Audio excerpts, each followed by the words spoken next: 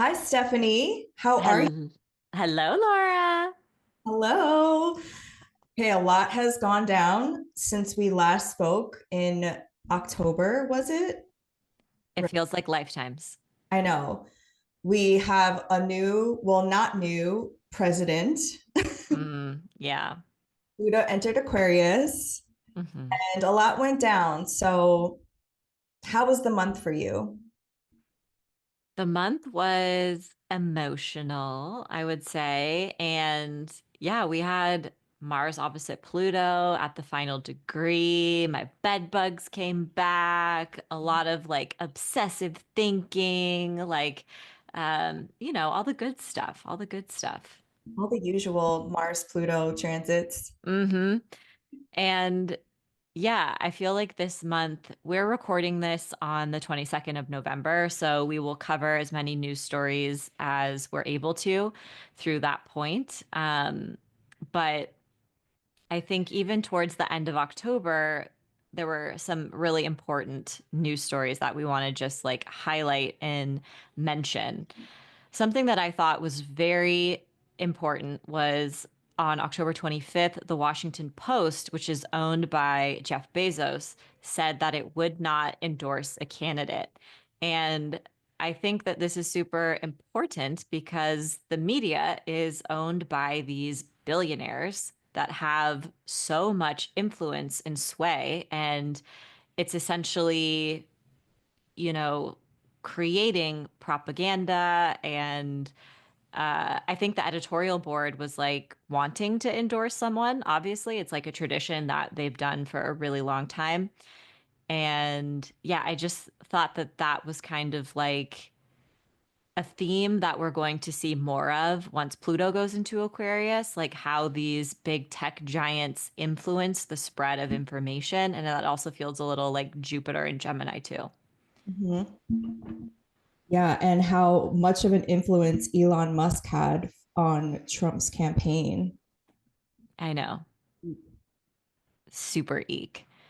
Yes. And then something else that was super important that not a lot of people are talking about that happened around, I think, the 31st of October. Over 130 Sudanese women unalived themselves by mass suicide to avoid torture and rape by the RSF. And there is this ongoing genocide in Sudan, and I think it just doesn't get any coverage because of like anti-black, you know, ethos that just like runs, permeates through our society. And I think it's really important that we highlight the atrocities and what is going on over there so we can show our solidarity and support and just bring attention to this and make a difference in any way we can. So we're going to include some links in the show notes to offer mutual aid. And yeah, it's just devastating. I mean, there's multiple genocides that we're able to live stream from our telephones. And that in particular, just that headline just really, really rattled me, and I wanted to elevate it. Yeah. I when I saw that in the notes, I just was thinking about the transits that were happening at the time, and Mars was still in Cancer. And whenever whenever there are news stories around children or women, I do think of that as more of a Mars and Cancer transit. And it was still applying to an opposition to Pluto and Capricorn. So I just remember that week leading up to the new moon in Scorpio, there were a lot of terrible news stories that were going on at the same time. Yeah, that was a grim new moon for sure. Very good. And on the new moon, there was like one of the deadliest floods in Spain in over decades. It killed over 200 people. And, that new moon was in a water sign. Scorpio is a sign of death. So it just was not, it went beyond being symbolic. It was pretty literal. Yeah.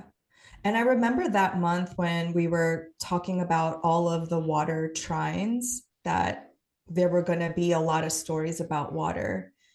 And unfortunately, in this case, astrology can be literal with Mhm. flooding. Yeah. Yeah. And then, of course, we have the main event, what everyone's probably been wondering what we have to say and what we have to think. The election on the 5th. So, did you ever make I think I asked you this, did you ever make a public prediction of who was going to win? No. In our podcast episode last month, I think you asked me and I said I think Trump is going to win.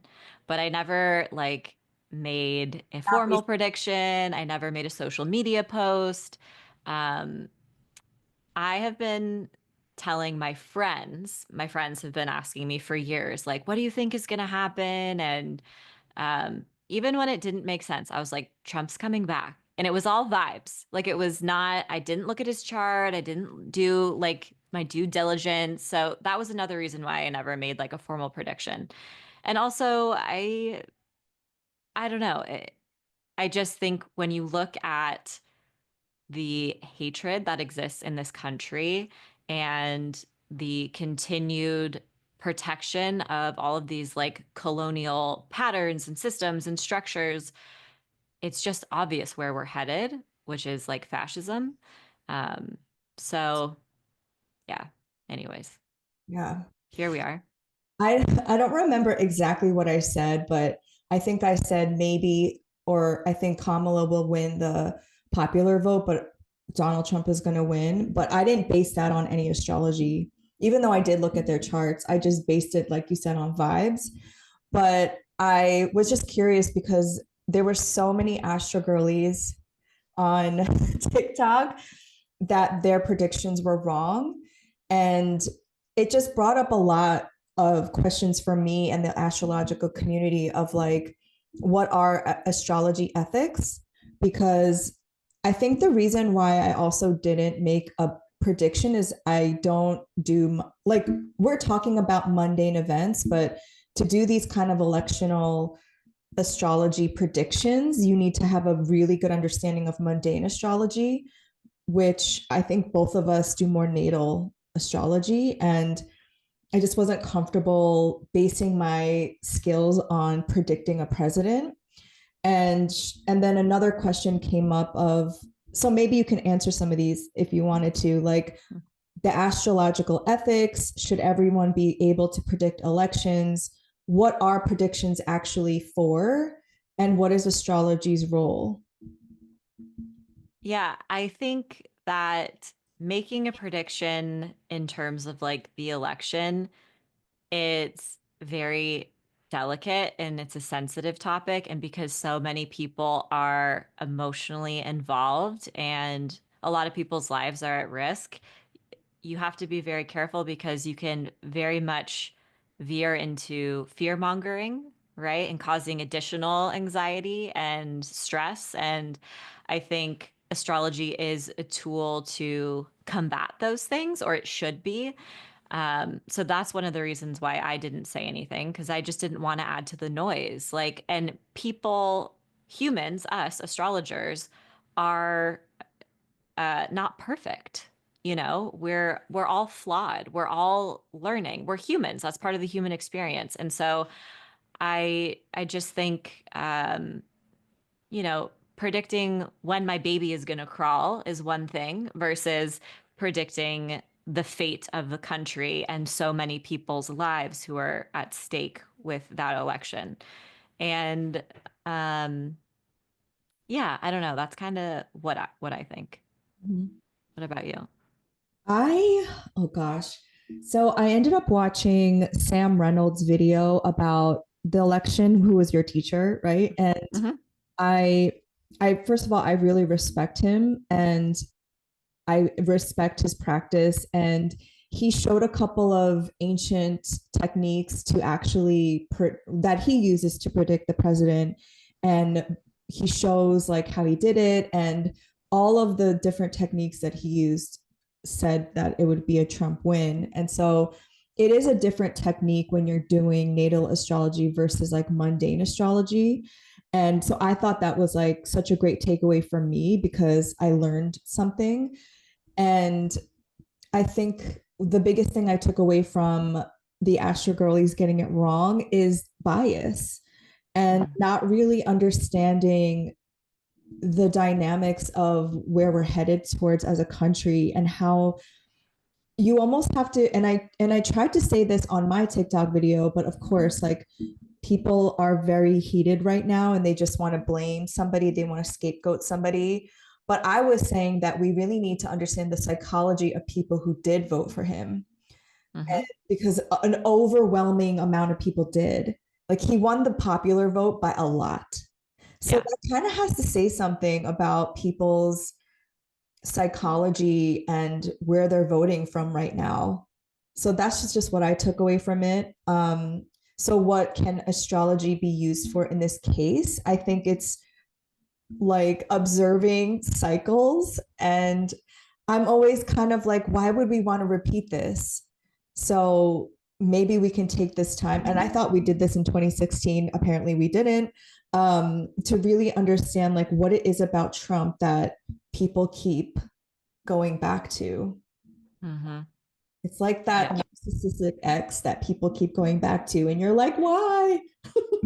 We've got a lot to unpack over the next few years, and a lot is going to happen. And like you said about cycles, um, Uranus will enter Gemini for the first time since 1941 through 1945. That's taking place next year.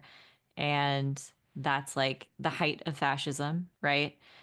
And when we have Neptune moving back into Aries, that's going to be the first time since 1861 through 1875. And that's the time of the Civil War and great divisive energy in this country. So, and I say that not to fearmonger because I believe Sam Reynolds is the person who said this, who I heard this from, but astrology doesn't repeat itself, but it rhymes.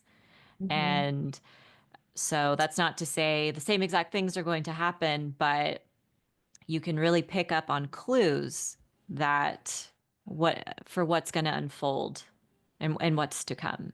And that's why it's really important to pay attention to these cycles. And like you said, the clues that are repeating so that you can actually do something about it to change. And what's exciting, okay, so if there's like one optimistic thing I can say is that if we understand like what's to come, like it hasn't been manifested yet. So we have the power to really weave in what we want to experience in these next couple years, which honestly, I think our century is going to be defined by what happens in 2025 and 2026, just based on the astrology. Mm-hmm. Yeah. We're going to do a year ahead podcast.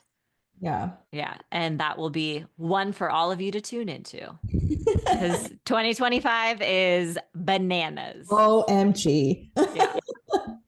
Yeah. Anything Um, else you wanted to share about the election? the only other thing, just I did this like deep dive into Hitler's chart and Because when who he, wouldn't? because why not? Just while I'm taking care of my baby, pumping my boobs, Googling Hitler's birth chart. Oh my God. But similarities. And yeah, I looked into the date when he came into power, which was January 30th, 1933.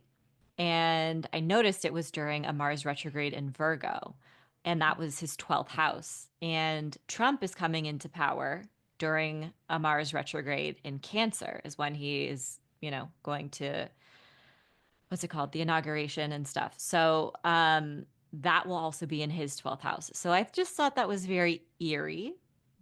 Again, just noticing cycles. And yeah, I just hope that you and I were saying before this call that like Pluto and Aquarius ultimately is all about the people coming together and reclaiming our collective power. And we're at the very beginning of that journey. And it's not going to be like snap our fingers and we're there. We are entering some dark times and we have to hit rock bottom. And some people, especially white women in this country, are like thinking, oh, we already did hit rock bottom, or and it's like, no, this has been going on for centuries. people of the global majority have been just impacted by colonialism, white supremacy. And so this is a longer process and we can get there, but we are at the beginning of it, is my opinion. Yeah. And to all the wary white women, The Handmaid's Tale, as Margaret Atwood said, already happened to women in history, like throughout history. And we don't have to accept that. I'm always like, why are we going to allow that to happen when we can just like defend ourselves and fight back? That's just my personal opinion as an Aries, but Love. we'll just see. Yes. Yes. I'm like, I love love. I'm starting martial arts training if anybody Yeah. wants to know. It's a good time. I know. I'll go back to kickboxing. Yeah. All Oy. right, what's next? So you mentioned that your bed bugs came back. Mm. And what was it about that day that you think they came back? So that was the last day that the moon had any aspect to Pluto and Capricorn. So on the day that they came back, the moon was in Aries and it formed a square to Pluto and Capricorn for the last time in our lifetime. So it was kind of like final boss energy, I feel like. Um, and totally messing with my head because the ninth house, my ninth house is Aries. So it was just very much messing with my mental state and my beliefs and just my optimism. Mhm. But I believe they're gone. I have not been bit since November 13th. Knock on wood. Who's counting, right? I count like every hour. I have like a log, like a tally. Um, but yeah, so I'm feeling good. But yeah, that was a doozy. I was telling Stephanie that this Mars transit and the opposition to Pluto was just making her more obsessed with her enemy, the bed bugs, and how she was Yes. studying them. Yes, I know every single fact. The bedbug man came here and I was like rattling off facts to him and he was like, "Do you want to work for us?" I was like, "Possibly. I And could read you your website." yeah, and Mars is the ruler of your fourth house. So they were like taking over your home and like your Absolutely. private space. I just thought that was so literal. And the reason why I know the date that the bed bugs came back is because Stephanie and I like text each other like what happens during these crazy transits. And I'm like, the astrology is astrologying.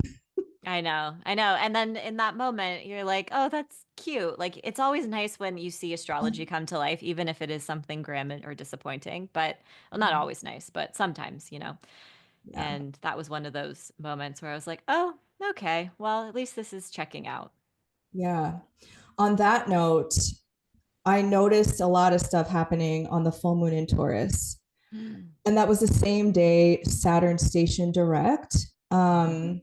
On a personal note, this was the day that so I'm currently staying with my parents, living with my parents. So Saturn is in the sign of Pisces, transiting my fourth house.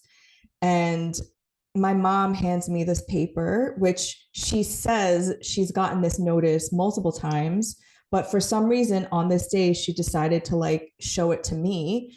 And it was basically a notice that our water has high levels of PFOAs, which is basically like, I mean, if you've ever watched the movie Aaron Brockovich or that movie with Mark Ruffalo about how like Teflon was basically poisoning that town's water. I forget the name of the movie, but it was like that. And like my stomach dropped and I was like, oh my God, it's happening. So my two friends from college that I was having dinner with, they happened to be wastewater management engineers in the tri-state area where I live. And so I Oh showed, my God. Talk about synchronicities. What are right? the odds? I was like, hello, engineering. And I showed them the paper and they were basically like, yeah, this isn't good. Oh my gosh. Like, okay, so what should I do? And one of them, so basically PFOAs is it's a forever chemical and it's probably been in like it's probably in every person's water in the United States. But it's Mm-hmm. something that I guess our county or our state just decided to test for. And they found very high levels, meaning that when you're overexposed to them, it causes cancer and obviously cancer, right? And just like different organ failures. It's very much Erin Brockovich, if you've ever seen that movie. And so they have to legally report these findings. And so I was like, okay, like, what do we do? And she just said, you can't do anything, unfortunately, except maybe to buy a PFOA filter. And the PFOA forever chemicals are stuff that you can find like in the nonstick pans or like even in your makeup. Like it's everywhere, Mm. it's in everything. So yeah, it's just one of those things too where going back to like Pluto and Aquarius about like, do we even have freedom, right? Like we're all trying to fight for liberation, but here in the US of the land of the free, and I'm putting that in quotes, like, are we really free if we don't have access to clean water even? Mm-hmm. So yeah, the fact that that full moon, that was, the moon represents home, and Uranus was a part of that full moon, which was like a shock. I was like actually shocked. Mm-hmm. I mean, I shouldn't have been shocked, but it was very disturbing. It's And jarring. yeah, I was like, oh, I was even more mad about everything that's going on. Understandably. Understandably. That was my personal full moon. Ugh. It was a wild full moon. But uh, yeah, that's a huge deal. yeah. What about you? Did you have anything happen? So it was in my 10th house, and I think I just like went on like a TikTok spree and was making like unhinged content and like showing up in my pajamas and just talking about who knows what. And then I also changed my pronouns to she, they. Oh my gosh, Yeah, congratulations. That thank you. okay, now I remember you did kind of come out, right? Oh yeah, and then I was like, by the way, I'm a queer person, which is like something I've like always known, but I've never shared because like I married a man, I'm in this relationship, and I've always thought like, well, I've never dated a woman, and do I deserve to speak out? And it was something I always had this like internal battle with, but then I was like, of course I deserve to speak out, you know? And it was very Uranian. It was like this liberating moment. And I just realized like everything that's going on in this country, it's going to shit. If I can make anyone else feel seen and confident in who they are and their identity, then I want to do that. And so that was like the final push to just be like, hey, I'm Wow. pansexual and these are my pronouns. Congratulations. That's such a big deal. Thank you. And your husband knew, obviously, right? Yes. Was he Yes. surprised? No, he wasn't surprised. No, he knew. We've like talked about this. When we first started dating, I was like, "Oh yeah, da da da." But But like anybody else in your friendship groups or family, were they like, Stephanie? um my like close friends knew, like I've like talked about it, but I haven't ever done like this like big public post. I haven't really talked to anyone in my family specifically about it. I talked to like some of my aunts and uncles about it like a couple months ago. It like came up in passing, but like sexual identity is like not something you talk about in the Mexican culture. It's like as far as like as far as my mom knows and my family knows, they probably still think I'm a virgin and like Sloan just appeared in my lap in my arms. Conception. Yeah, immaculate conception. So it's just not anything I ever talked about.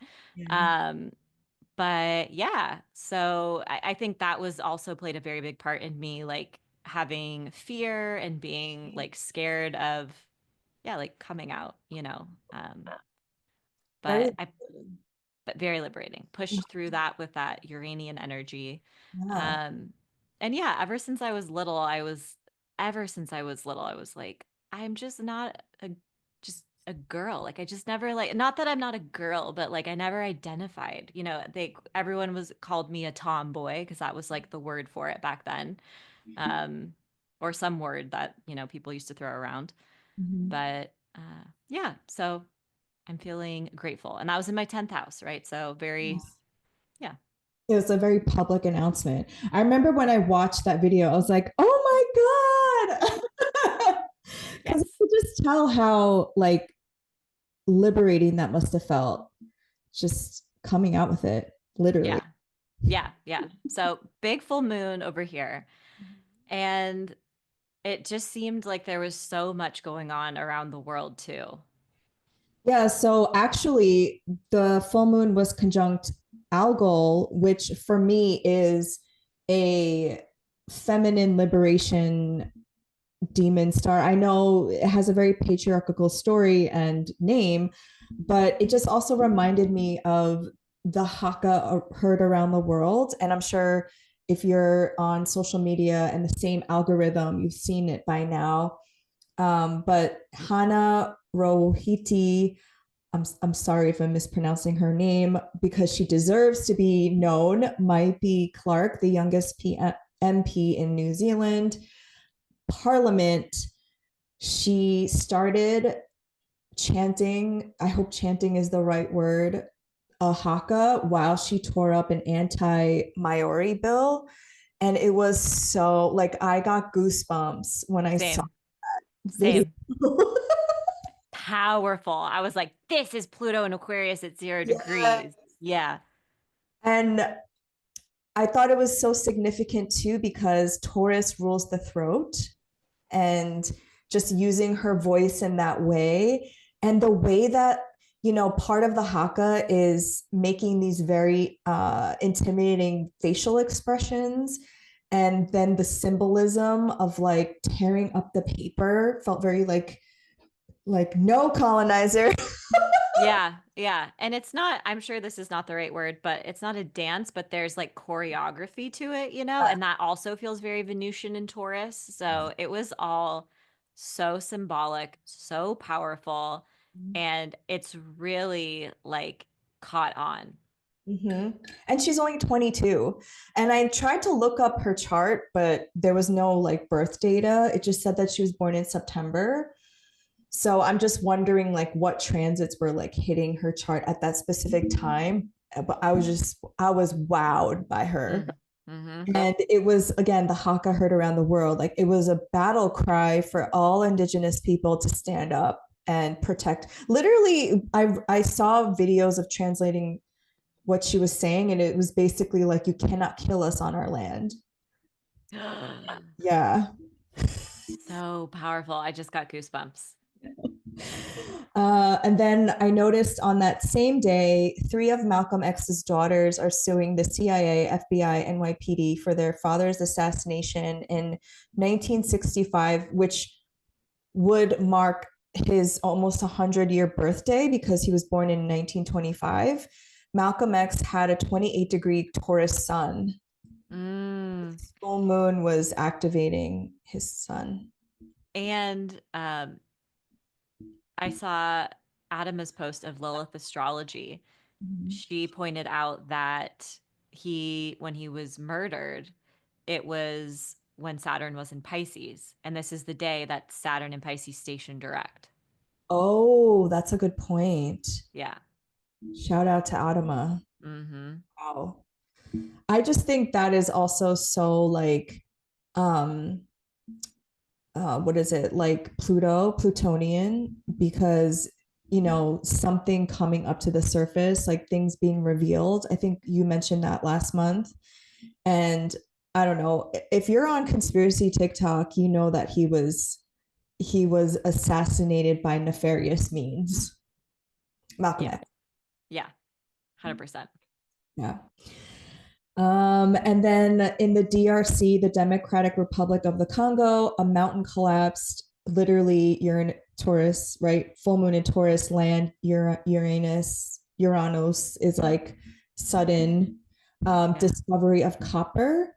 And my first thought was like, oh God, the US is gonna come up with some story of how they need to have democracy there and like take over that copper mine. So my thoughts are with the peoples of the Congo. But yeah, I just think it's another thing. It's just another piece of proof that people in the Congo should own their own wealth. Mm-hmm. It's literally such a wealthy, well resourced place that just keeps getting pillaged by European and the Western world. Oh my God, all of these tech companies should be paying millions and billions of dollars to the people of the Congo. And instead, they're just extracting, and fueling genocides. And don't upgrade your iPhone, I know. buy used. Mhm. Refurbished. I know I have to buy a refurbished laptop. I've been holding off for so long. Because our money is power It really is. and it works. So, Yeah, I just thought that was such a full moon in Taurus, conjunct Uranus. And then also the full moon in Taurus was conjunct Kamala Harris's Jupiter exactly at 24 degrees. And it was revealed that her campaign spent $1 billion and multi millions with celebrity appearances. I was like, excuse me? How do you spend it, $1 billion in yeah, not even in like 3 months or something because she wasn't campaigning for that long. really wild, really wild. And then we had Donald Trump unveiling some of his cabinet, which is fucking insane. Yeah. Yeah. And so the full moon was conjunct Donald Trump's midheaven also at 24 degrees of Taurus, which I think is interesting, that synastry between Donald Trump and Kamala Harris. And yeah, like you said, he started announcing his cabinet, which there's this funny meme going around of Voldemort with his like people. Harry Potter. I love it. Um, It's true. true. And since the full moon was conjunct Uranus, again, this is a planet about technology. He announced that Elon Musk was going to be on his cabinet. So I think it's just gonna, show again, like what you were saying about tech billionaires being more involved, which they always have been, right? But I think this is like also Pluto and Aquarius, them seeping into our government as well. Well, it's like the veil is pulled off. There's no more hiding it. They're just like, yep, this person works in the government now. And like I think it's also very Uranian that like his picks are so odd. Like he's picked Dr. Oz, the TV personality. He picked like a WWE, like I don't know what she does for WWE, but she used to work for corporate or something like that. Um, and obviously Elon Musk, and then a child sex offender. I It's know, like, holy I shit. know. It's crazy, but not crazy, right? Like Yeah. I think if you're used to if you've been paying attention and you're used to this kind of like clown show, it's just like, okay, who is he going to pick next? Yeah. Yeah. So November 17th, so the full moon was also opposing Biden's 12th house stellium of Scorpio stuff. And because Biden is a Scorpio, and he quote unquote allows Ukraine to launch US supplied missiles into Russia. And I just put like, why? Question mark. And I just think I don't know what the word is, but he's still president, right? Like he Mm-hmm. still has 2 months left. Well, now kind of a month. And like, where has he been? He just shows up to give money to foreign places and says, okay, launch this missile. And it kind of goes with this theory of actually what my friend Tasha Begg, who's an astrologer, brought this up, and I haven't stopped thinking about it. Is like when he was going through his Saturn return, he lost his wife and I think child in a sudden car crash. And I think that he never fully processed that grief. And now he's like unconsciously being violent and like revenge like to other people. What do you think of this theory? Because I can't stop thinking about it. I just think his legacy is a flop. I just think his 12th house and 6th house like axis and the prominent placements in his chart are so loud, and like this was fated to be his legacy, is that he is a genocidal flop of a president. Yeah. Yeah, for those of you who don't know, he also has a Taurus moon. It's like at 1 degree, but In the still 6th house. the sixth house. Yeah. Which is an exalted moon, but in the sixth house, oh, Yeah. all that Scorpio. I don't know. I just hope he, I don't know. I hope he finds some peace somewhere in I some. hope he doesn't. TVH. Just saying. Love it. I hope he doesn't, but I don't know. I just feel like this is why people who are elected to be leaders should have some kind of psychological and emotional and spiritual I don't know, an audit or like like a Yeah, counseling, because it's like I think there something happened to him for sure. for sure. For sure. Yikes. Okay, the last thing I have, which just happened yesterday, the ICC issues arrest warrant for Netanyahu, aka Milikowski, and Gallant. And November 21st was the Sun in Sagittarius sextile Pluto in Aquarius. But that was like the first aspect that Pluto Aquarius made. And Netanyahu is a Sagittarius rising. I just read that. I just read that in your note, Sagittarius. Yes. It's a Sagittarius. And he just turned 75, so he's in a fourth house perfection year. And I was mentioning to Stephanie that I listened to the 8 hour episode from Chris Brennan on the Astrology podcast about the fourth house. And the fourth house can also mean things like death as well, like in ancient astrology. And I don't know. Again, I don't want to put things out there, but I think this is his death. Hopefully. Fingers crossed. Fingers crossed. I got to look at his chart, but I'm going to do that the second we get off. Yeah, he's a Sagittarius rising with Libra moon and sun because he was born on a new moon. And I do find it interesting that this is happening during a Mercury pre-shadow, and Mercury will be transiting his first house. So I think there's going to be maybe while it's retrograde, we hear something. And again, I'm projecting that he will get arrested or something will happen. I think so. Well, he can't go to like what 123 countries or he'll legally have to get arrested, which is fantastic. I think this is beautiful that this took place when the sun met with Pluto in a gentle and supportive way, because it's like um, a powerful unveiling of the truth and revealing his like true identity. Like the sun is your identity, and he's a war criminal. And um, yeah, interesting that this is happening during the pre-shadow.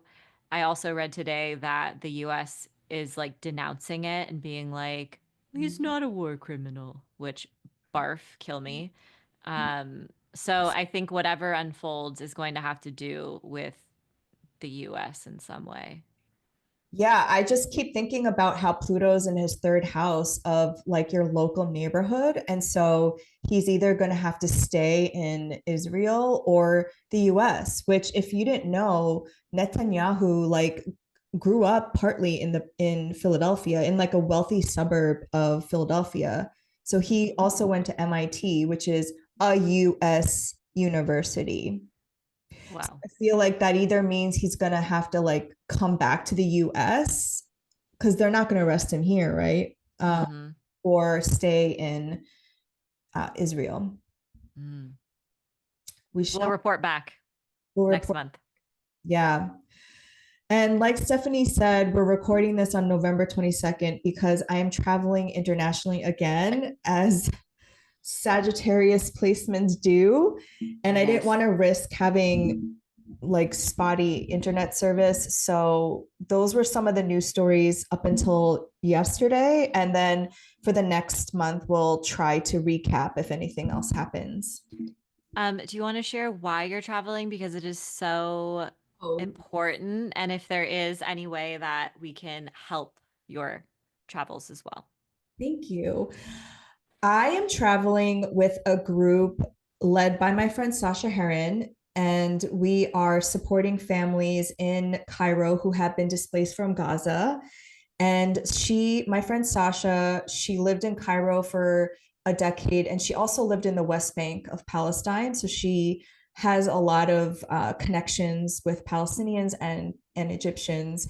And she's leading a group of us there to Cairo.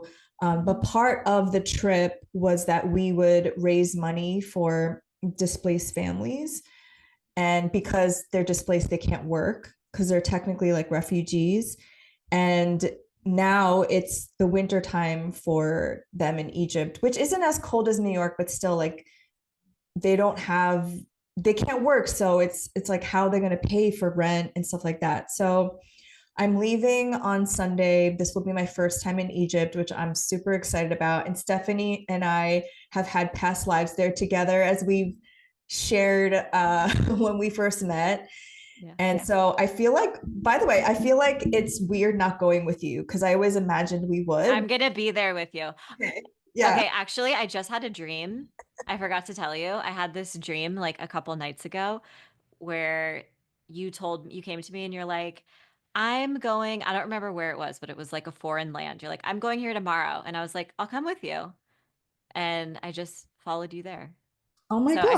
I feel like that's like I'm kind of come with you in spirit. You're astro traveling Yeah. as you always do. Yeah. Yeah. Well, this won't be the first time that I go. And so next when you go, I'll just follow you. Yes. Yeah, so I'm really excited because going to Egypt has been a lifelong dream of mine. Like I've always been obsessed with Egypt, which is why I brought it up to you because I was like, I must have past lives there.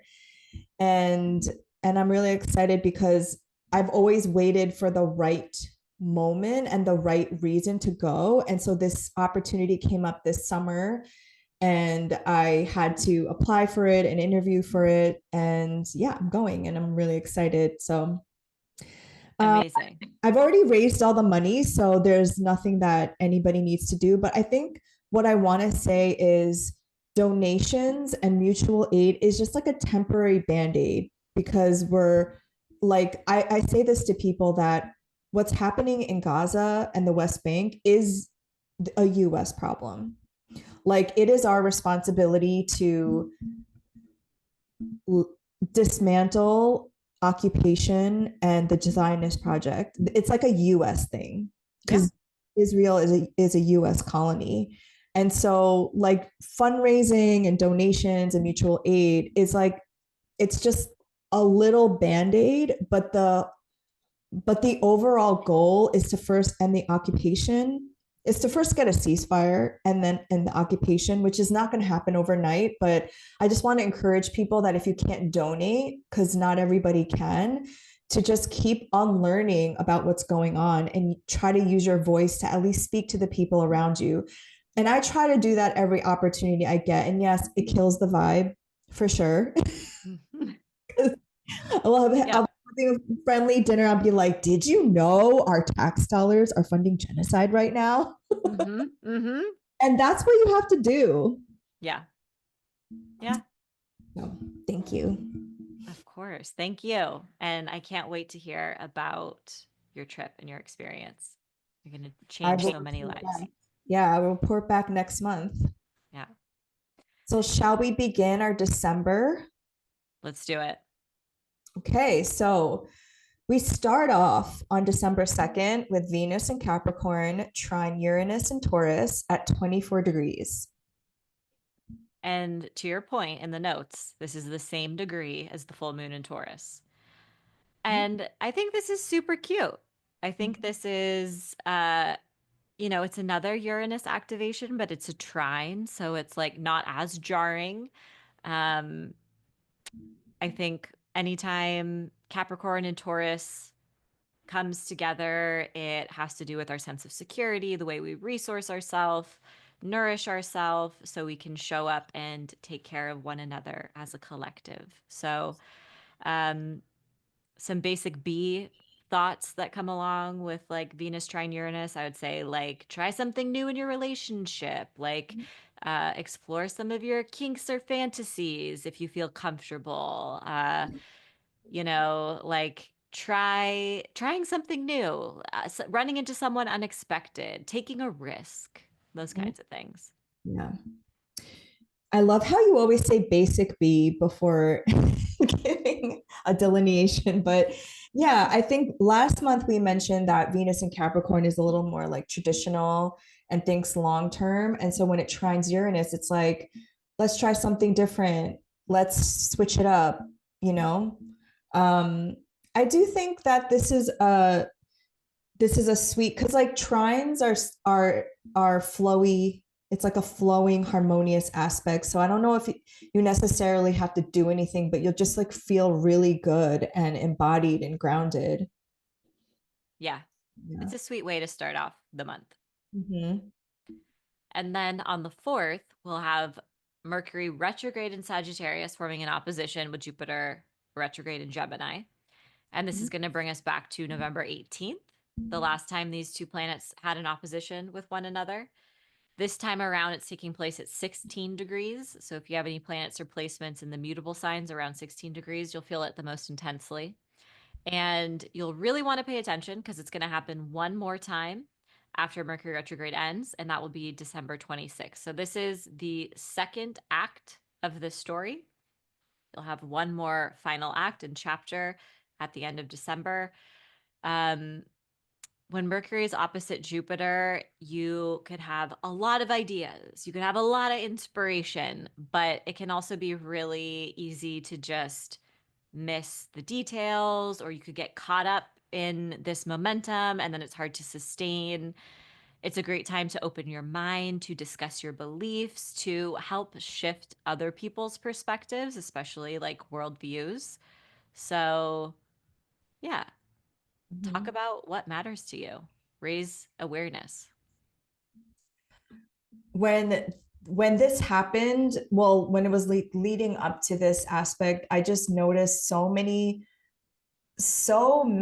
people on social media talking over each other, and like there was this thing going around where people were fighting about the election and giving their views and arguing, right? It's very Mercury and Sagittarius, like um being very philosophical about your belief systems without necessarily considering the other side. And anytime I say consider the other side, people like just shut down. So I'm wondering if something from that time is going to come back now that Mercury is retrograde, for Mm. people to like take a maybe like what you said back then or something that was said back then, now people are walking back from. Mm. People were so Hmm. mean. Yeah. I was like, oh God, don't have this on the internet. It took Yeah, forever. the internet's forever, babe. And like both Mercury and Jupiter are not in, they're in opposite signs of each Mm. other. So it's like, oy. Um, so yeah, just be careful what you say sometimes, I think. Yeah. And you can also overcommit, overpromise, this kind of feels like an exhausting energy. I think by the end of the day on November 18th, I was like gassed. I was like, I need a nap. I got to call it quits. I need to be in a dark room by myself. Yeah. So that can happen as well. Mhm. On the same day, the sun in Sagittarius. So the December 4th is a little messy. So the sun in Sagittarius will square Saturn in Pisces at 13 degrees. And so that alone, too, right? The sun square, there's something that, there's a no. There's a no. You can be really mean to yourself when the sun squares Saturn. It's like you can be really, really hard on yourself, think you're not worthy of your desires or you're not doing enough. I think this is an important day to like proactively remind yourself that we are all works in progress. Perfectionism is made up by white supremacy, and we all are here to grow and evolve. Mhm. Sometimes, occasionally, you can like receive recognition for your hard work and effort too. So it's not all bad. Sometimes some sort of like responsibility pops up and it like captures your attention or your focus, or you need to make some sort of sacrifice or important decision. But in general, this is like not the day to profess your undying love for someone. Yeah.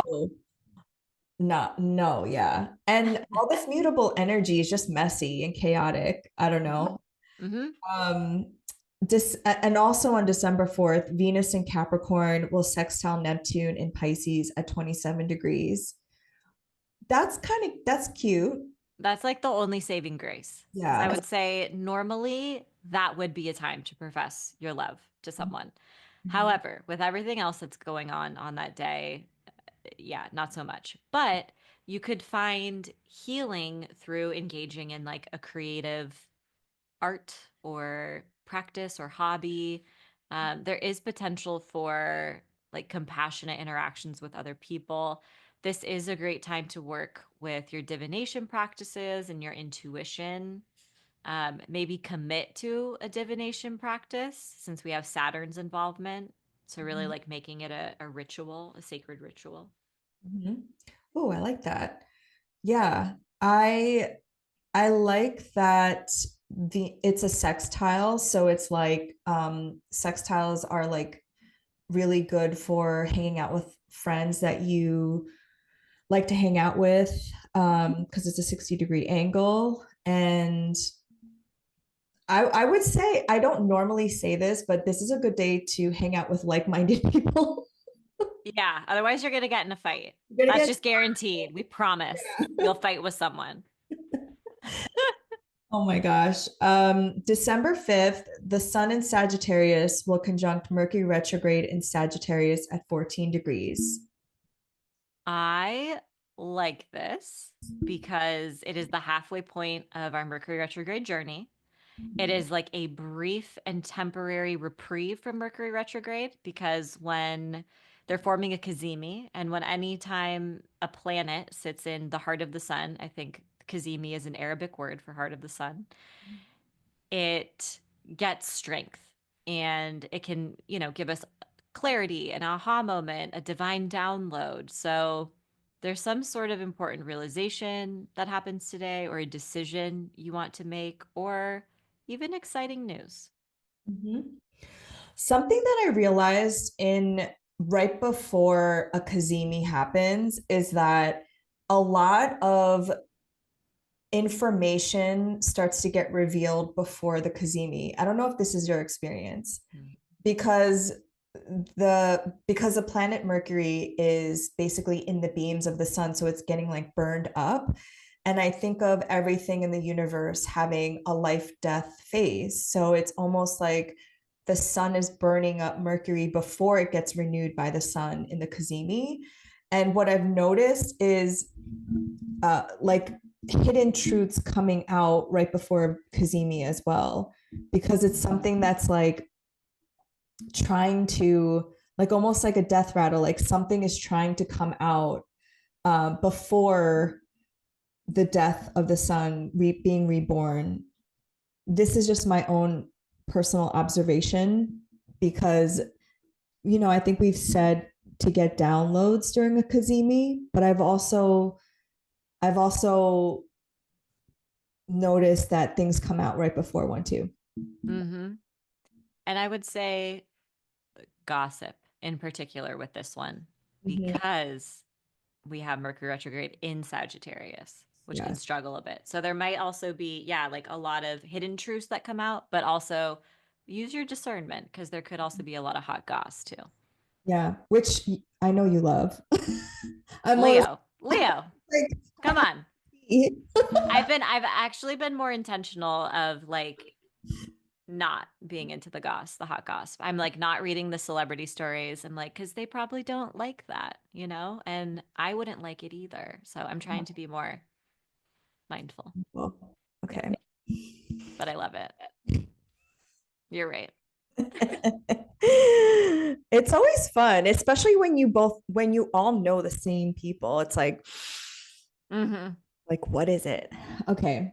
So on December 6th, I feel like this is the moment we've all been waiting for. Mars goes retrograde in Leo at 6 degrees.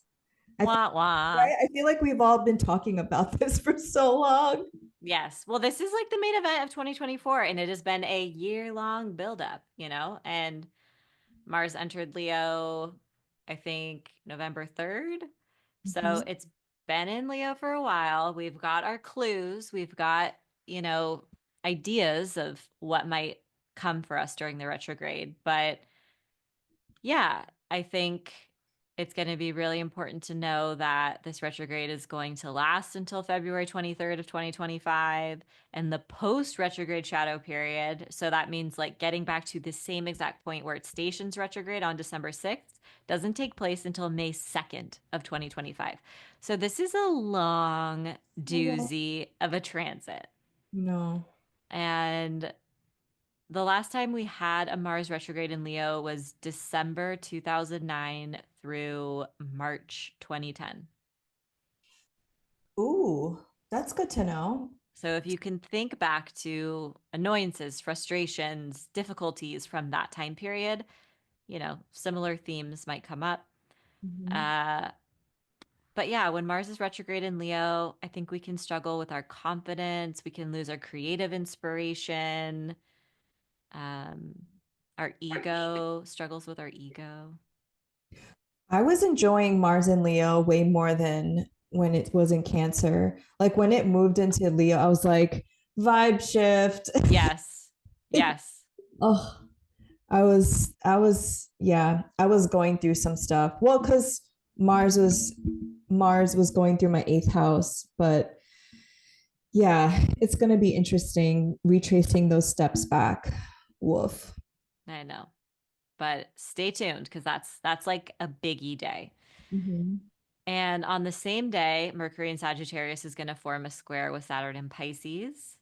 Mm-hmm. And this is like right after the Kazemi too. So that kind of delivers some more serious news. It can also just kind of like put you in a little bit of a depressing mood. It's temporary, just know that. But yeah, it can kind of like lower the vibes. You can be hit Mm-hmm. with a reality check, feel a temporary sense of rejection, a no. Um, and then on the same day, Venus enters Aquarius. Mm-hmm. You are our resident expert. Dish. Yes.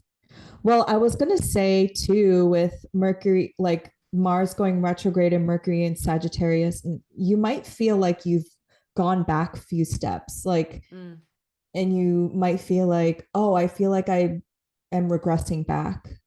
hmm But you're not. You're just reviewing stuff. It's part of the process. It's part of the process. And yes, I'm a resident Venus in Aquarius person. And I would say, as a Venus in Aquarius person, I love through intellect. And every time someone asks me what I'm attracted to in men, I'm like, ugh.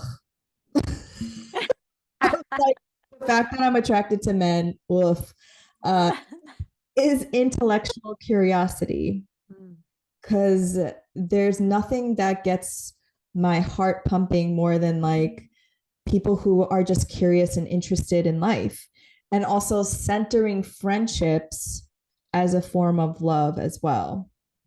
So Aquarius is about community and networks. It is about people along the margins. So when Venus enters that sign, it's it's like focusing your heart and your, I guess, attractiveness to those things. And Venus is a planet of values. So Mm-hmm. it can be a very powerful time. I think it's always important to reflect and live by and embody your values and to stand up for injustices. But even more so, you might get that like, you know, your seat might be hot, or what's it called? Like you feel a fire under your butt, or I don't know what what I'm Yes, saying? I Yeah. know what you're saying. Yeah.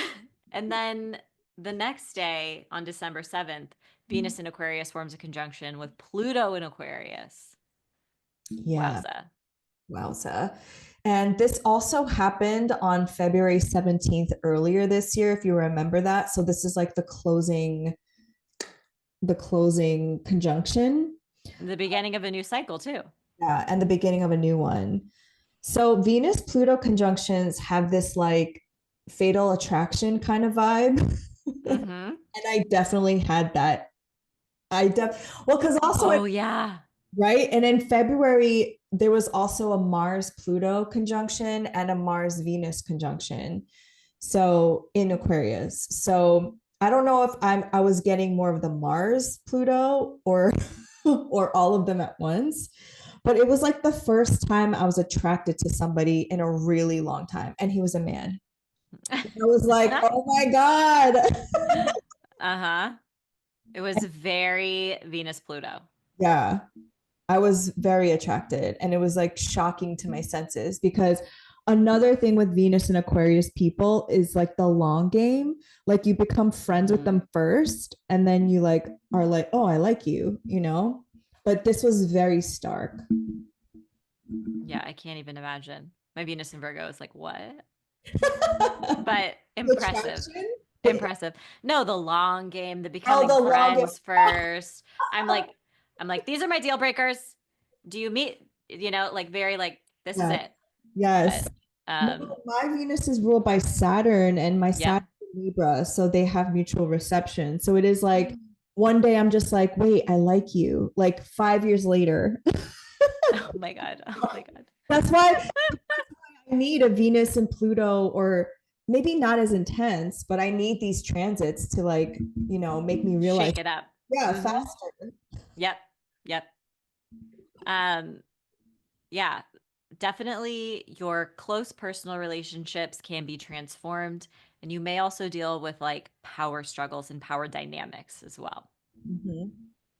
And also, depending on where Aquarius is in your chart, it's like you might um you might want to speak up for your value or ask for more money or quit a job that's not paying you enough money. Like I had that experience also this year. Mm-hmm. So, yeah, it can manifest in so many different ways. Yep, 100%. Then on the same day, the sun in Sagittarius will oppose Jupiter in Gemini at 16 degrees. Yes. That is like a full moon moment. So Yes. I think it's a little messy and chaotic, but I think it also brings like good news about whatever goals you started earlier this year when the sun and Jupiter formed a conjunction, which I think was in Taurus.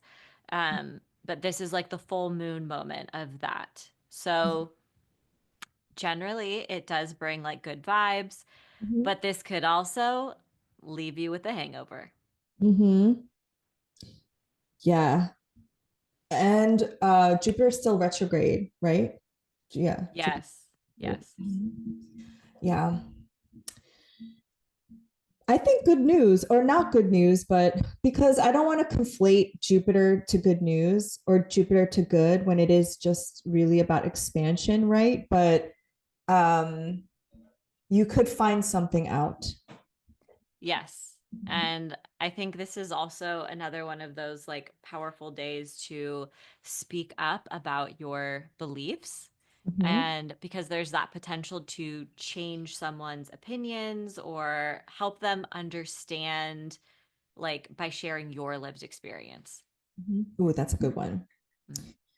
So the same day, so December 7th is another multi-aspect day. Neptune retrograde in Pisces ends at 27 degrees. So what do you think about Neptune? Do you think retrogrades bring more clarity or less clarity? Does it do like the opposite when it's retrograde? I feel like the last time we reported on this specific thing, like our answers were both like, I don't know. And I think like that's the most Neptunian thing, right? Is like there I don't know if clarity is the right word, but there's some sort of like uh maybe some sort of sweet like something involving your dreams or your hopes or your ideals, what you hope for in the future could take place, some sort of compassionate conversation, an act of generosity. You might feel just really connected to the universe and noticing like more mystical Mhm. things that just show up in like really mundane and ordinary places. Um, Yeah. I don't know about clarity. What do you think? So I meant to look up like the astrological chart of the Wizard of Oz, Mm, but what I was thinking about Neptune in preparation for this is Neptune is like film, right? And like mm, Hollywood. And what's coming out now is because the Wicked movie is coming out today, I think. All yeah. of the horrific things that the original cast went through in filming The Wizard of Oz. Have you not heard this? No. Oh my God. Okay, I went through a rabbit hole today. So, in the filming of The Wizard of Oz with Judy Garland, she was like 16 years old, and they said that she was too chubby. So, they made her go on a diet of cigarettes and chicken noodle soup. And then she was like basically like sexually harassed by the Munchkins and who were like in their 30s. And then the witch, the green witch, the wicked witch of the west, the tin man, and like all of the cast members had health issues from the paint, like the toxic paint that they had to wear. And then for the snow they use asbestos. Like all of these secrets are coming out about how like toxic and violent Hollywood was and probably still is. And I Mhm. just think that's why I was asking about the clarity, because it's like Neptune has been retrograde, and I'm wondering if like the truth is coming out about Hollywood and film and all of this. Mm. Could like sweep some illusions away. Yeah. Yeah, I could see that for sure. Oh my gosh. Ew, so sad. Oh my God, it was so sad. And then you just like learn more about Judy Garland's life, and I'm just like, oh my God, she was totally like most actresses at that time were just taken advantage of. It was really This checks out, yeah. unfortunately. So I'm wondering if more of that kind of thing is going to come out. And also, I think Neptune also represents the music industry, right? Like, Mm-hmm. and I went down a rabbit hole about Diddy's bodyguard being found dead. Have you heard that? Oh, no. Of pneumonia? Oh, Like how many? just like Kim Porter. Oh my gosh. Brittany Murphy. Oh my gosh. Okay, I need to go. I need to jump into this rabbit hole. You need to send me a trail. It's such a Neptunian thing of like going down these like rabbit holes. I love it. I love a good like conspiracy theory because I think they're all true. I do too. I definitely think there's some truth to them, Yeah. honestly. But yes, so natally, I have a Sun square Neptune, and so if it's not like drugs that I'm into this kind of stuff. Mm-hmm. Mm-hmm. I love it. um. So anyway, Neptune retrograde in Pisces ends, and again, we don't know, but You maybe, tell us. Let maybe us know how it shows up for you. I have Neptune in my eighth house, and I think last time when the retrograde ended, I like got a gift. I think Joey like bought me this new microphone because my other microphone broke. So maybe something sweet like that happens. okay. I'm gonna lean into that. I'm going to lean into that a lot.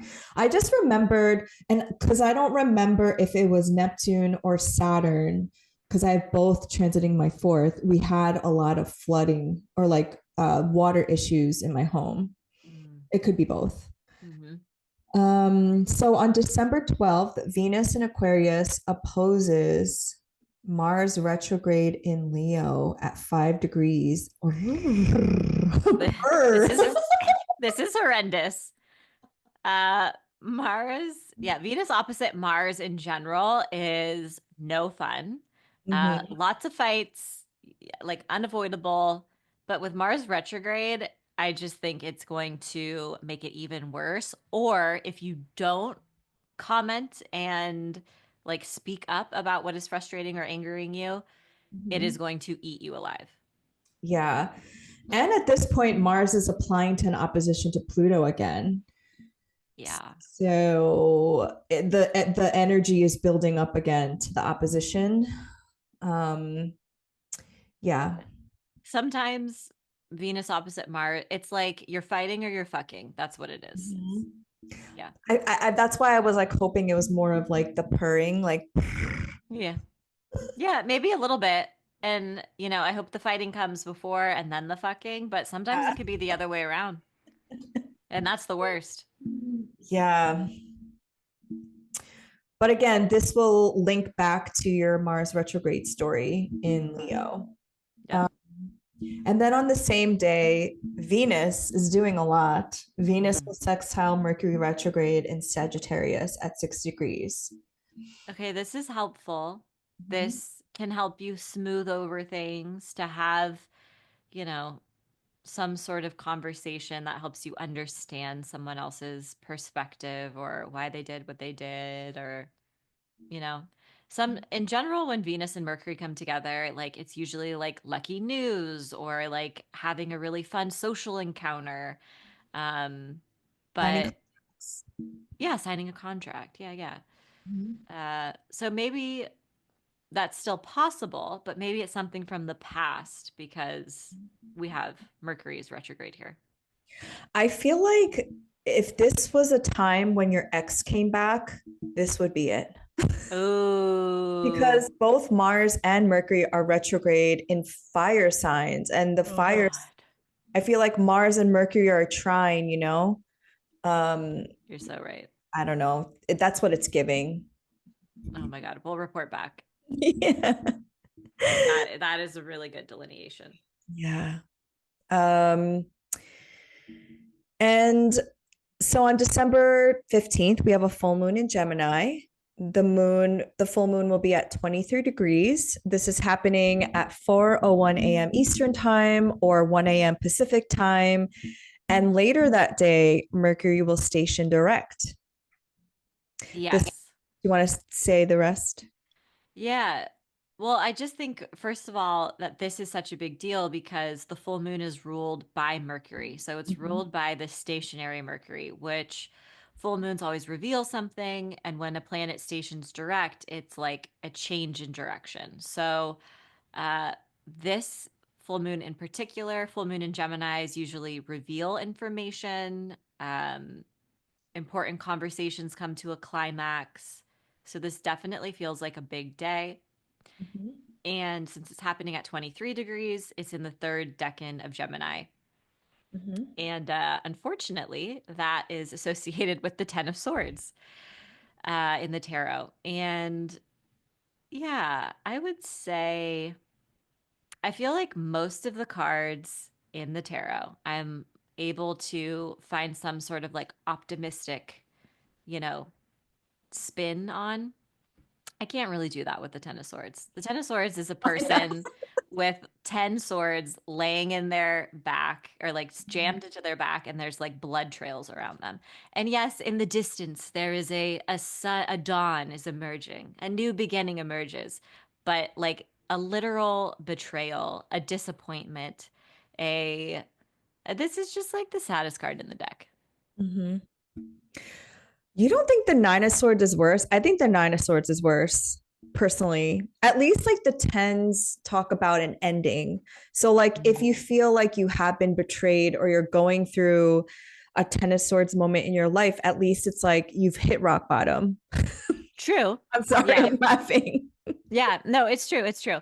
The Nine of Swords is like you're stuck in your own suffering, right? In that anxiety spiral. And the Ten of Swords is like someone else like betrays you and has like broken your heart into a million pieces. So, yeah, they're both doozies. But you're right. This is an ending Mhm. and that marks a new beginning. And there is a dawn. That's like the only positive thing in this card is like in the distance, far away, the sun is rising again. So, um, yeah, I think news that you learned today could be jarring, shocking, and possibly disappointing.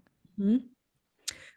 Yeah. And So I've been thinking a lot about Mercury and Sagittarius and how loud it's been this season because of people's belief systems and needing to project that onto other people. I think because it happened post election. And I'm just saying that mutable signs are double bodied.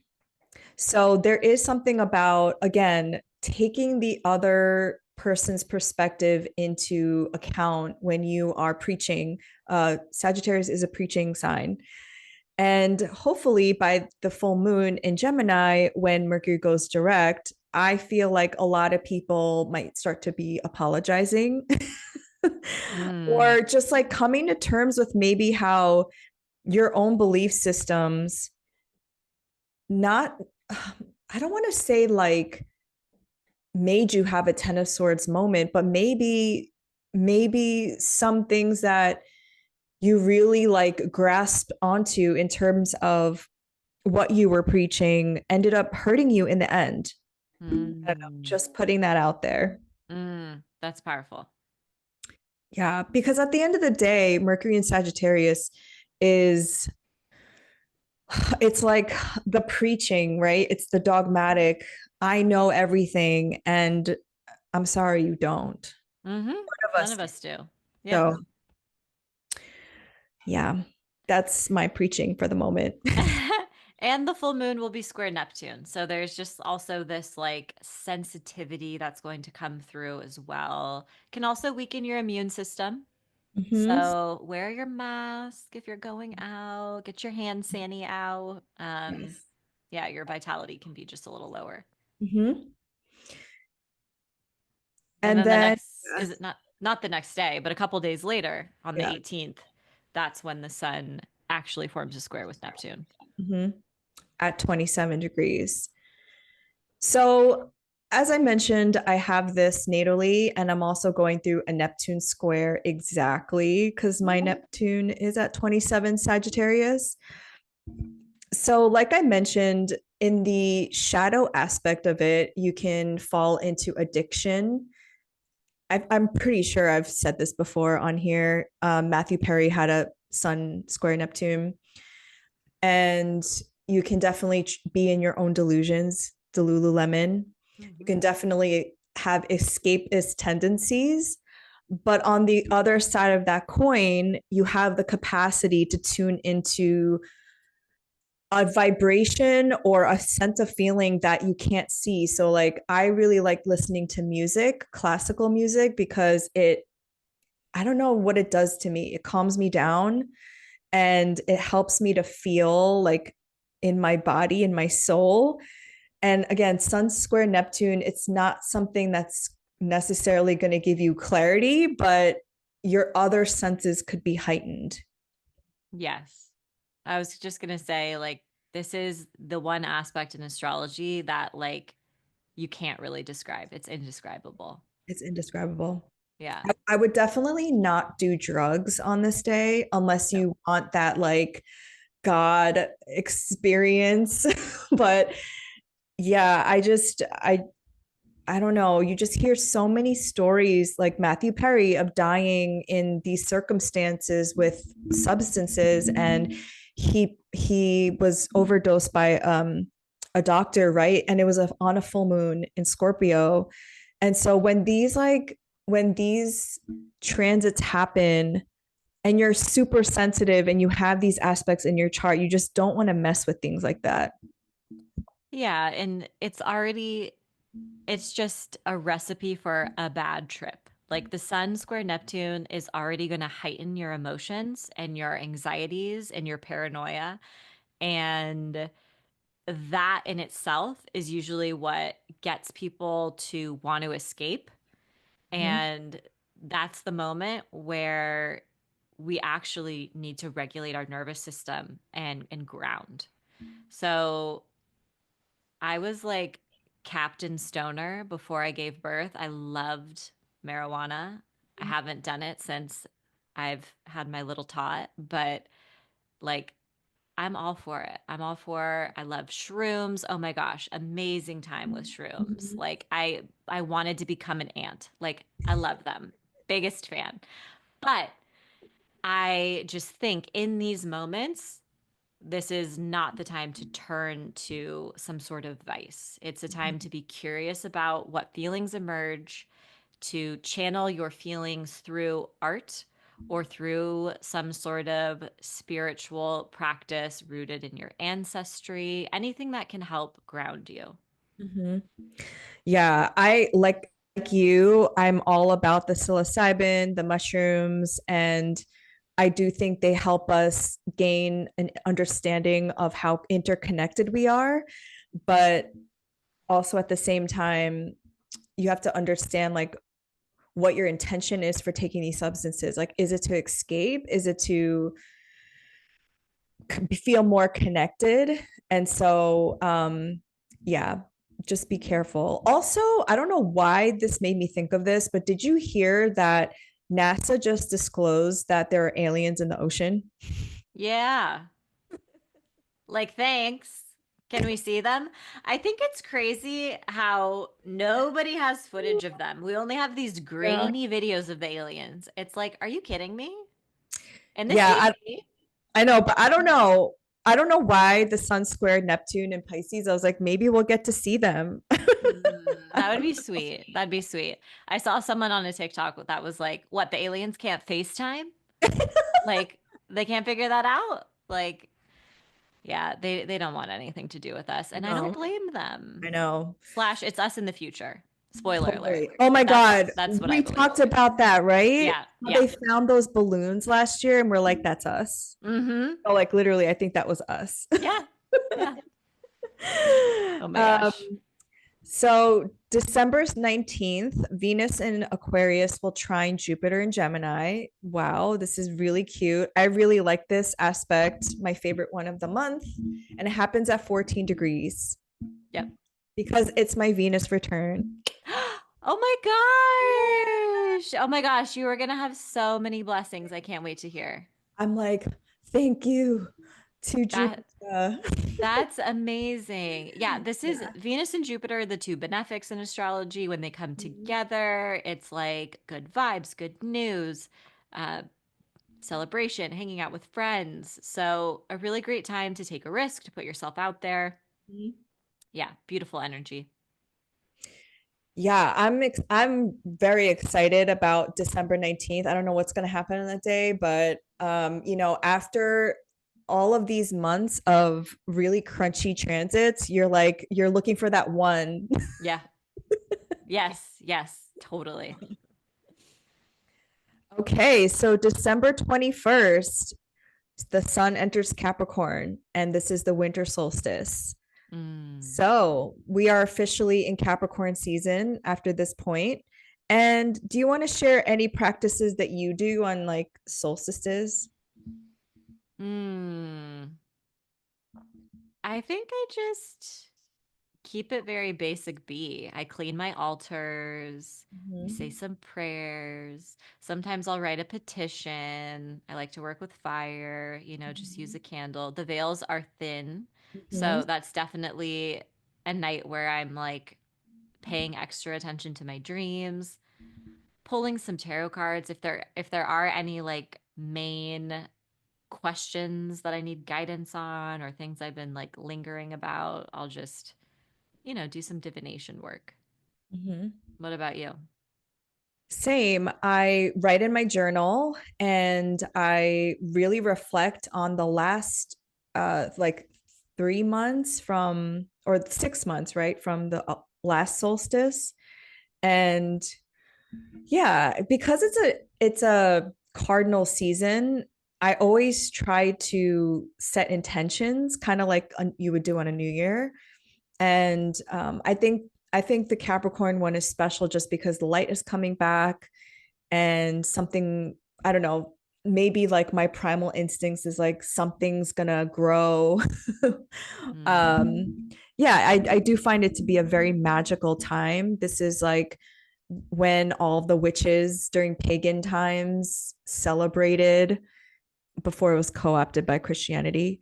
But that's my own personal opinion. No, Yeah, it's the truth. yeah, no, it is the truth. I was just telling my mom like people don't even realize what they're celebrating, Mm-hmm. because it was said that Jesus was actually born in the summertime, just based on like the heliacal rise of the stars at the time. And so, like, if that's true, then what are you celebrating on Christmas? It's actually the solstice. Mm-hmm. 100%. Yeah, It's not his birthday. Jesus was not a Capricorn. I mean, just even look at basic astrology. He was not a Capricorn. he's not a Capricorn. I personally think he was a Virgo, but I don't Hmm. know. Hmm. We'll Okay. see. Mm-hmm. Um, okay, so December 24th, Jupiter retrograde in Gemini will square Saturn in Pisces at 14 degrees. And if you think back to August 19th, there was also a square between Jupiter and Saturn, but Saturn was retrograde at that time. Right. So now they're flipped. Hmm. Interesting. Yeah. Mhm. This aspect for me was like growing pains, Mhm. reality check, Yeah. measured action. Yes. It's like there could be something that you like really want to make a lot of progress on, or you're feeling really excited about, and you're just coming up against like some roadblocks. But it's Mhm. okay. It's all in due time. This is kind of like helps you craft a plan to bring your visions to life. Yeah, I remember that week because I was constantly getting into fights with my mom. um, Mm. because Pisces again, Saturn is transiting my fourth. Jupiter is my chart ruler, but it's in the opposite sign of my seventh house. And then I'm a Sag rising, and Virgo is my 10th. So it was like every time I would put out content, my mom would get mad about it and Mm. be like, why are you saying that? And then every time I put out content, I would get so many people in my comment section being like, blah, blah, blah, like arguing with me. And Mm. it really did have like that, like the squares of just like me just putting out content was like annoying people. But oh my gosh, but all your angles were involved. That's like I know. so literal. It That's was so astrology being literal. literal. And it really was like, I really thought at that time, why am I doing this? I really faced a growing pain. I was like, because when Jupiter and Saturn come together, it's go and stop. It's I want to expand, but I can't in some way. And so yeah, I felt very frustrated. Mm. That was the feeling. I have blacked out because I'm sleep deprived. I can't remember anything without looking in my journal. So I'll have to Oh. report back. Everything feels like a blur since Sloan arrived. I'm like, every day is like the same. Not the same, but you know what I mean? I can't remember off the top of I my head. feel like you pumped up your content. Like you just like were doing so much. I just remember that. Maybe oh yeah, that was, yeah, because I had launched my Patreon Patreon.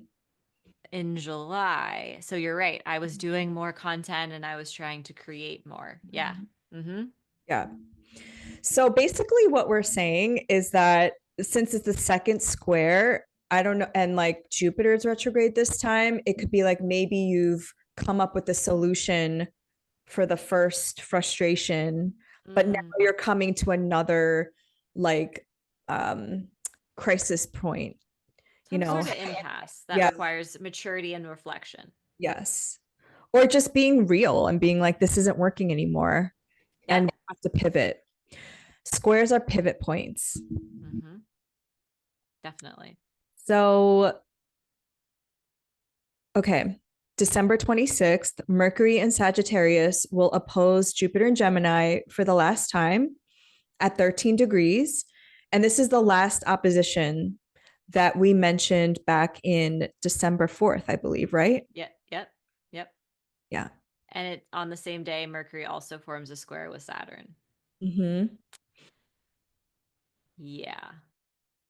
I'm not looking forward to this. Oh, I see. Yeah.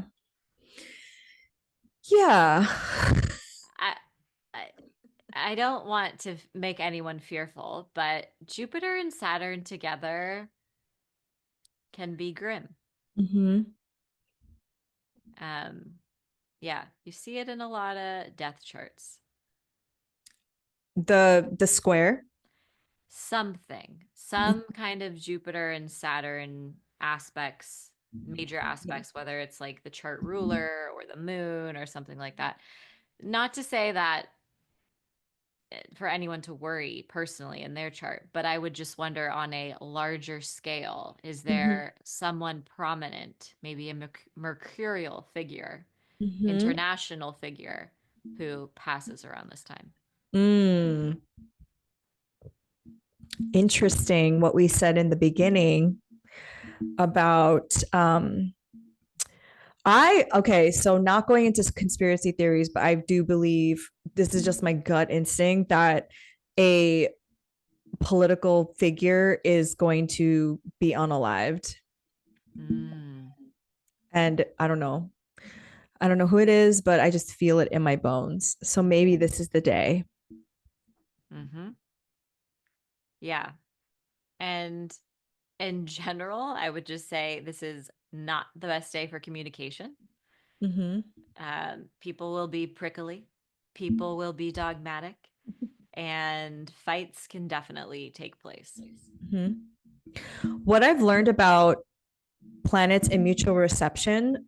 So Mercury is in Jupiter. Mercury is in Jupiter sign and Jupiter is in Mercury sign. That's mutual reception. Is it ties the themes of the houses together.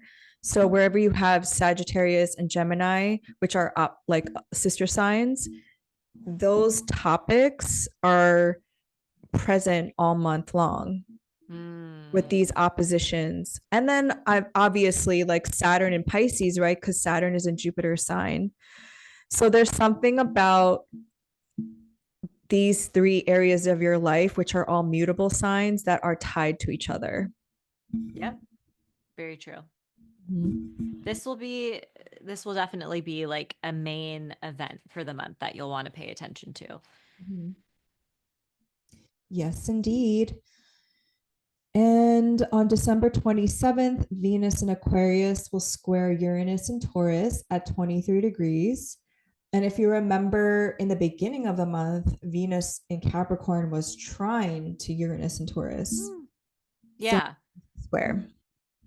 I like when Venus squares Uranus. I think it's fun and it can be unsettling and unnerving, but it's all about taking risks. Mm-hmm. Um, and it can just be really, really liberating. And the surprises and shocks that come through can be very exciting. I think, especially because Uranus is in Taurus and Venus is at home in Taurus, there is reception one way there, right? Or no, I guess technically they say Uranus's sign is Aquarius, right? For modern rulers. So maybe there is mutual reception there. And this can be fun. Mm-hmm. Was it a Venus square Uranus transit when you showed your butt on the internet? That's right. Why So, is that yeah. always like it's like in a file in my brain? Yeah. My butt was looking good. Pre-baby, come on. Oh my God, you were wearing like Gucci tights and The you were Gucci tights.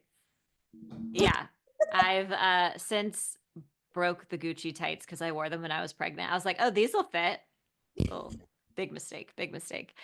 Um, but yeah, put your butt on the internet, take a sultry picture, update your headshot, shoot your shot with someone.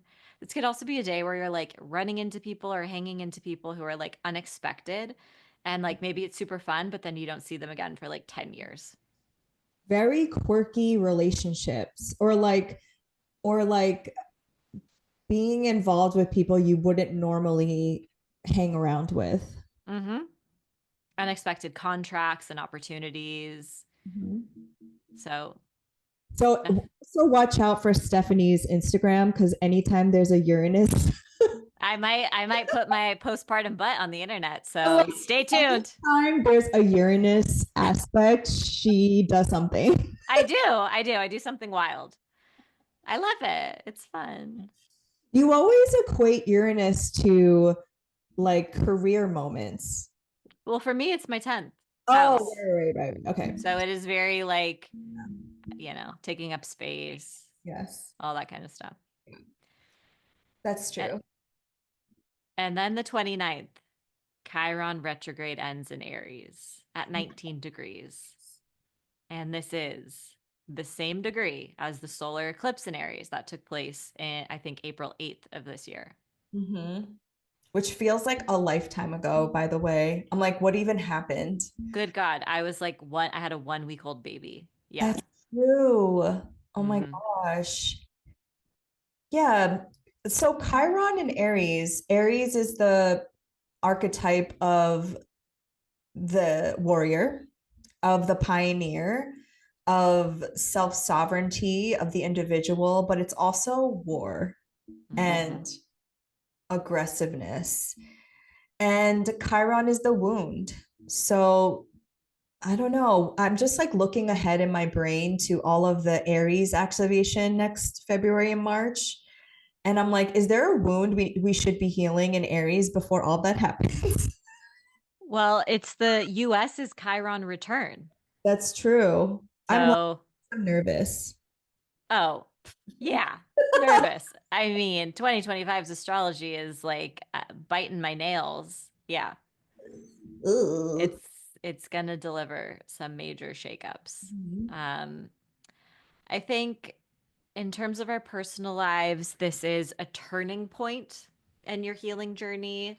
Similar themes and topics from that April eclipse might be coming back up.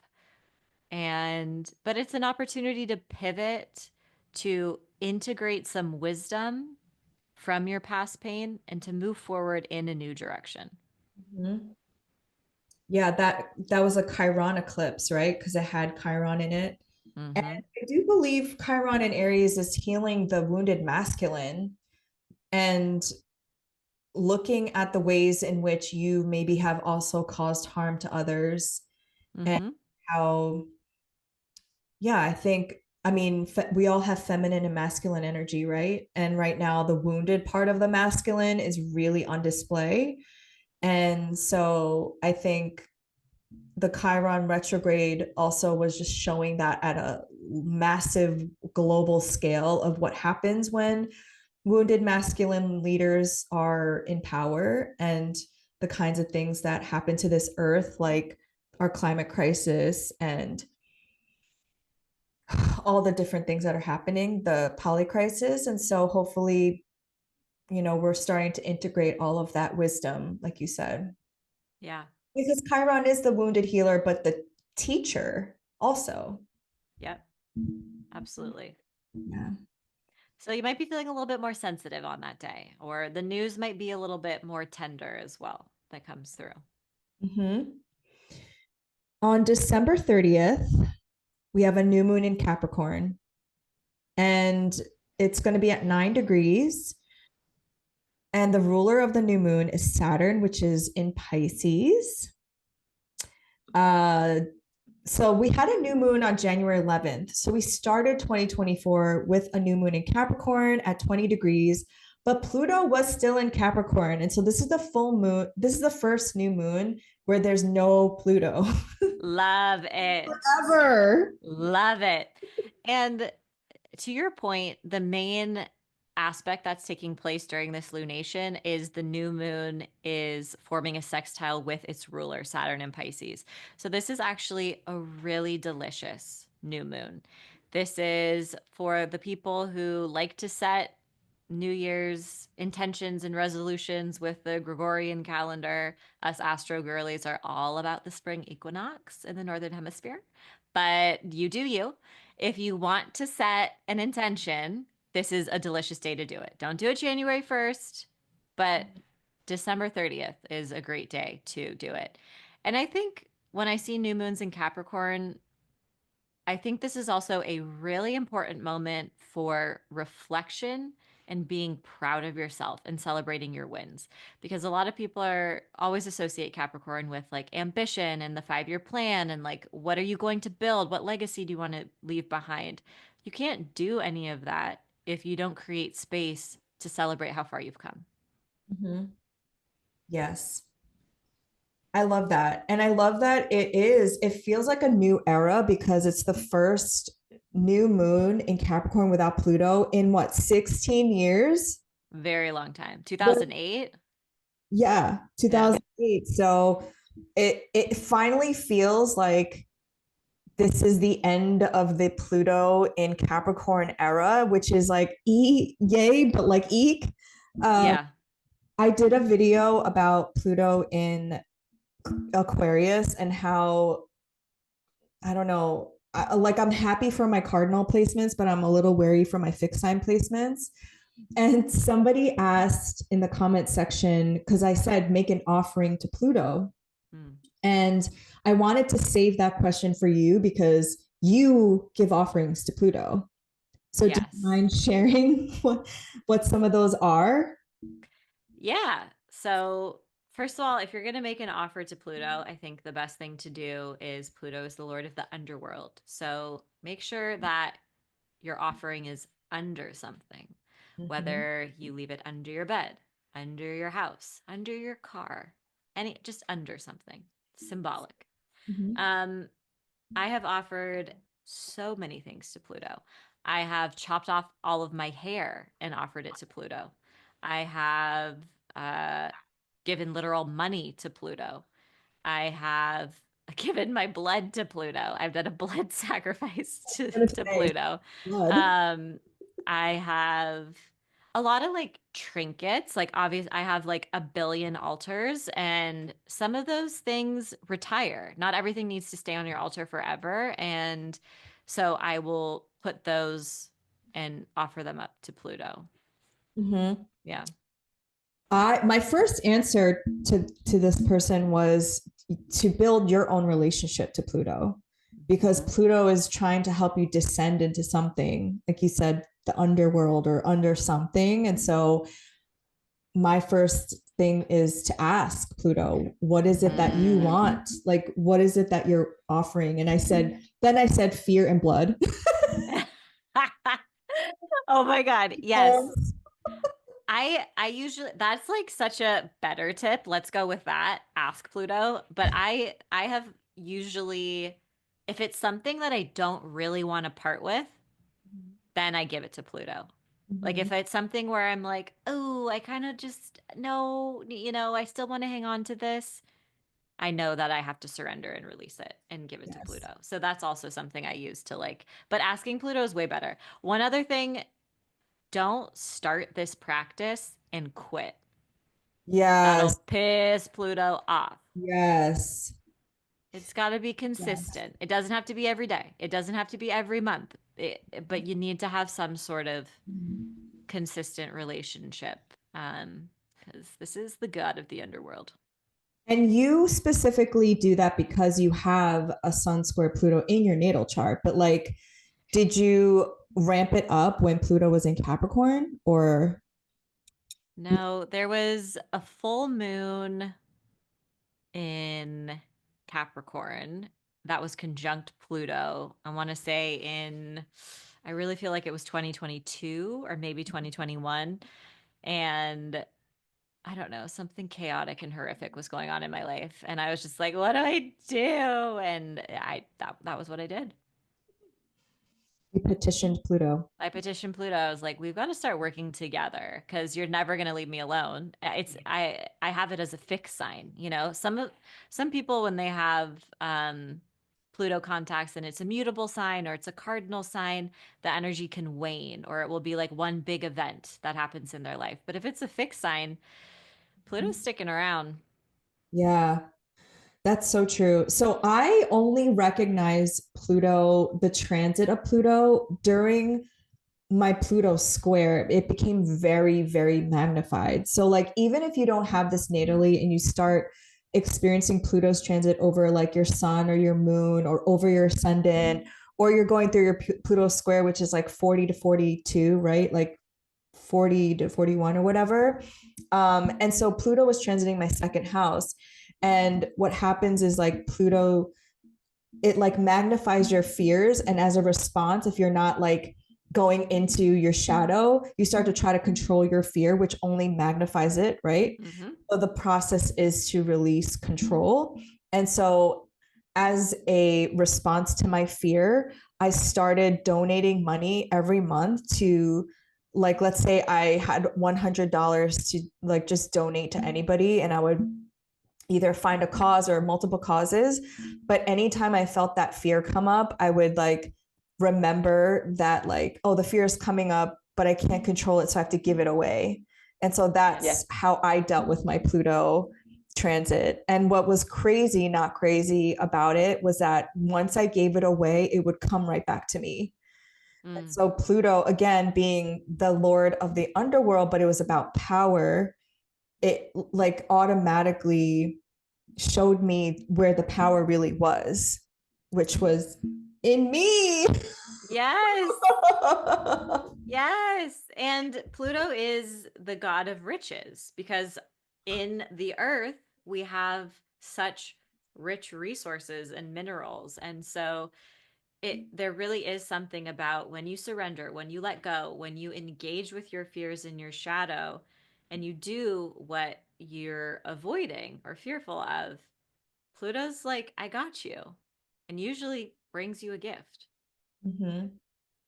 Thank you for sharing that. I really wanted to talk about that because I feel like I've been projecting some of my Plutonian fears onto people because Oh, it happens. I know in 2029 Pluto's coming for my moon. So like I'm already like, how can I release this fear and surrender already? And it's it's only been It, so I had Pluto conjunct my descendant already, and Mhm. it's going to come back again in like a couple weeks, I think.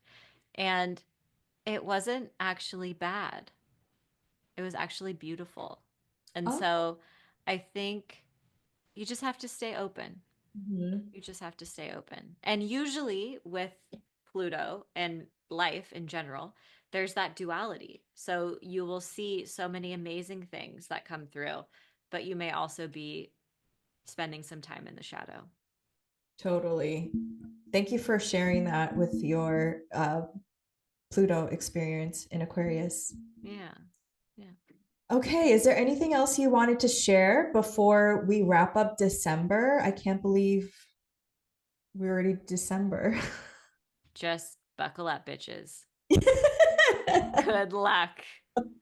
And report back. Please let us know in the comments. How does this manifest for you? Like, share, support our podcast, pay us. I don't know, whatever floats your boat. Yeah. Thank you all for listening and make sure to come back next month for January 2020. Ah! Crazy. All right. We'll talk to you all soon. Bye. Bye.